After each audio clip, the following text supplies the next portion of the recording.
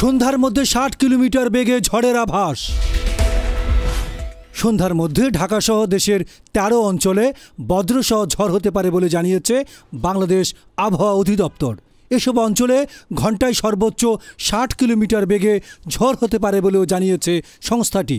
১৫ June Bangladesh আবহাওয়া অধিদপ্তরের দেওয়া সন্ধ্যা ৬টা পর্যন্ত দেশের অভ্যন্তরীণ নদীবন্দরসমূহের পূর্বাভাসে এসব তথ্য জানানো হয়। আবহাওয়া অফিস জানায়, সন্ধ্যা ৬টার মধ্যে রংপুর, দিনাজপুর, ময়মনসিংহ, ঢাকা, ফরিদপুর, খুলনা, বরিশাল, পটুয়াখালী, নোয়াখালী, কুমিল্লা, চট্টগ্রাম, কক্সবাজার এবং সিলেট অঞ্চলসমূহের উপর দিয়ে দক্ষিণ বা দক্ষিণ পূর্ব দিক থেকে ঘন্টায় ৪৫ থেকে ৬০ কিলোমিটার বেগে দমকা অথবা ঝড়া হওয়া সহ অস্থায়ীভাবে বৃষ্টি অথবা বজ্রসহ বৃষ্টি হতে পারে। এসব অঞ্চলের নদীবন্দরগুলোকে ১ নম্বর সতর্ক সংকেত দেখাতে বলা হয়েছে।